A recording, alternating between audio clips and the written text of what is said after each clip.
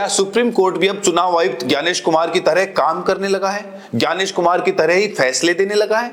क्योंकि जो राज्यपाल जहां पर विपक्ष की सरकार है वहां पर बिलों पर रोक लगा देते हैं बीजेपी के लिए, राज्यपालों पर ही आरोप लगते रहते हैं, विपक्ष पत्रकार लगाते रहते हैं आरोप। इस पर सुप्रीम कोर्ट ने अब बड़ा फैसला दिया है और राज्यपालों को छूट भी दे दी है। कोर्ट के इस फैसले के बाद अब सोशल मीडिया पर भारत के मुख्य न्यायाधीश बी.आर. गवई पर सवाल उठने लगे। कहा जाने लगा कि सुप्रीम कोर्ट का ऐसा फैसला देने से न्यायपालिका कमजोर होगी। जहां पर विपक्ष की सरकार है वहां पर काम करना मुश्किल हो जाएगा, क्योंकि विपक्ष के राज्यों में भी अब बीजेपी की हुकूमत चलेगी और इससे लोकतंत्र कमजोर होगा। दरअसल सुप्रीम कोर्ट ने राष्ट्रपति और राज्यपाल की बिल मंजूरी के समय सीमा तय करने वाले मामले पर अपना फैसला सुना दिया।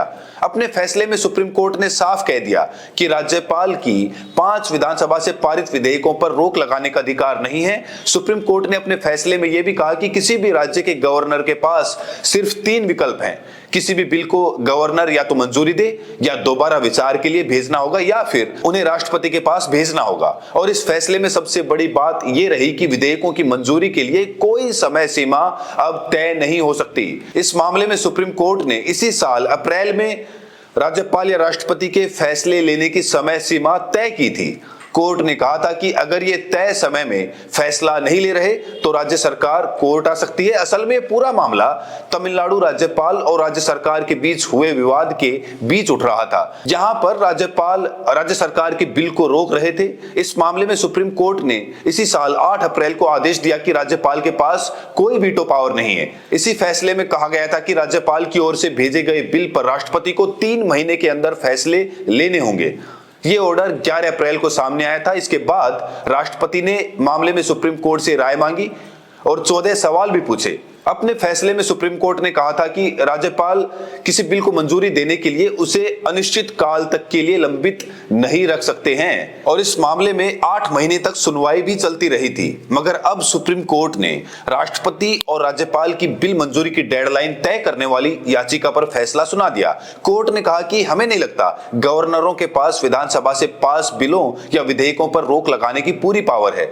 सुप्रीम कोर्ट ने कहा कि गवर्नर के पास 3 ऑप्शन है, या तो मंजूरी दे, बिलों पर दोबारा विचार करे, या फिर उन्हें प्रेसिडेंट के पास भेज दिया जाए। सुप्रीम कोर्ट ने यह भी कहा कि बिलों की मंजूरी के लिए कोई समय सीमा तय नहीं की जा सकती। अगर देरी होगी तो हम दखल दे सकते हैं। सुप्रीम कोर्ट की 5 सदस्यीय संविधान पीठ ने सर्वसम्मति से कहा कि राज्य विधानसभा दोबारा पारित विधेयकों को स्वीकृति देने के लिए राज्यपाल और राष्ट्रपति के लिए कोई समय सीमा निर्धारित नहीं की जा सकती। न्यायपालिका में ऐसे मामलों में अनुमानित स्वीकृति यानी डेंट असेंट नहीं दे सकती।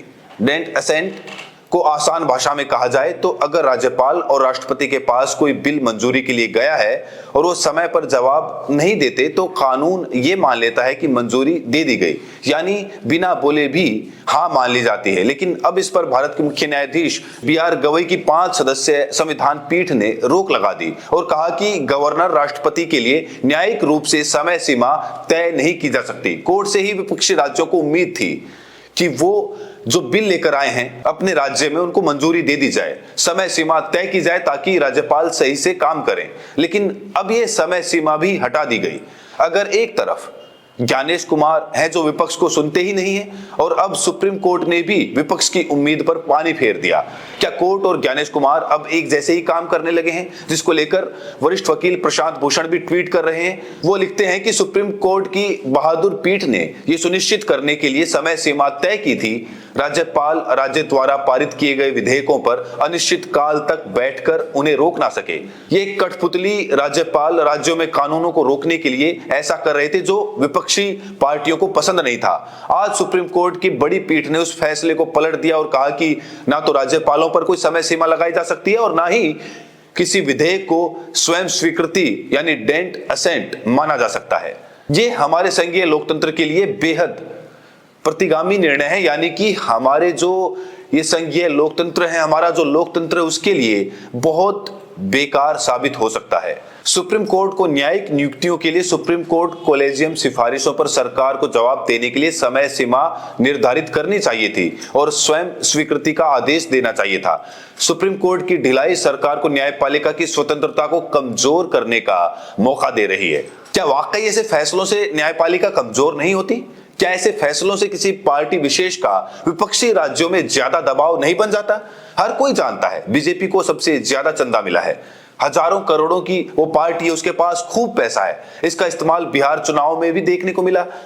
जांच एजेंसियों के बीजेपी के पक्ष में काम करने के आरोप लगते रहते हैं, तो इस पैसे रसूख का इस्तेमाल बीजेपी राज्यपालों पर क्या नहीं कर सकती, ताकि विपक्षी राज्यों की छवि खराब हो, विपक्ष की छवि खराब हो। ज्ञानेश कुमार तो पहले ही नहीं बोलते कुछ भी, लेकिन अब राज्यपालों को और छूट मिल गई। ज्ञानेश कुमार पर तो आरोप लगते ही रहते हैं कि वो बीजेपी के पक्ष में काम कर रहे हैं, लेकिन अब सुप्रीम कोर्ट ने भी इन सवालों को और ज्यादा हवा दे दी।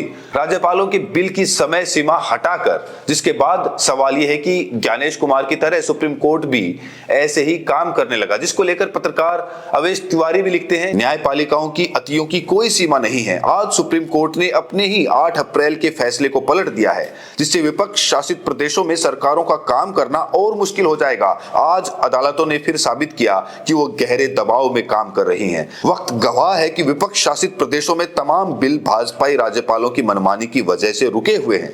सुप्रीम कोर्ट ने 8 अप्रैल को दिए अपने एक आदेश में कहा था कि राज्यपाल और राष्ट्रपति अनंत काल तक किसी विधेयक को अपने पास रोक नहीं सकते, और ऐसा करते हैं तो विधेयक को स्वपारित माना जाए।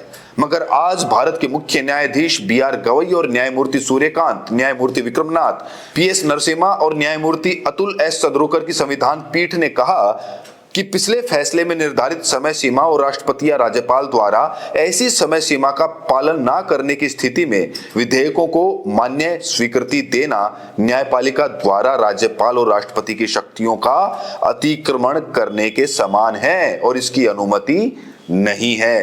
क्या वाकई अब संवैधानिक संस्थाओं पर इतना दबाव है कि वो जो सरकार कहती है वही फैसले लेते हैं? क्या बीजेपी वालों को फुल छूट मिल गई है? अपने राज्यों में तो मनमानी करेंगे, लेकिन विपक्ष के राज्यों में भी राज्यपालों के द्वारा खूब हस्तक्षेप करवाएंगे। कोर्ट हो या चुनाव आयोग, देश में सबसे बड़ी संवैधानिक संस्थाओं में से एक हैं, लेकिन जब इन पर ही सवाल उठने लगे तो ये लोकतंत्र के लिए बेहद हानिकारक है। सवाल नहीं उठाए जाने चाहिए, क्योंकि फैसले अगर अच्छे होंगे तो सवाल नहीं उठेंगे। राज्यपालों को समय सीमा के अंदर ना रखना और उनको छूट दे देना कि अब समय सीमा में वो बंधे हुए नहीं हैं। अब हो सकता है कि बीजेपी की पक्ष में आकर वो कुछ ऐसे काम करें जो विपक्ष शासित राज्यों के लिए ठीक ना हो, क्योंकि जहां पर विपक्ष की सरकार है, अगर वहां पर बिल पास नहीं होंगे तो इससे जनता के अंदर भी एक नकारात्मक प्रभाव बनेगा, और शायद ये काम बीजेपी चाहती है, और यही आरोप सोशल मीडिया पर भी लग रहे हैं।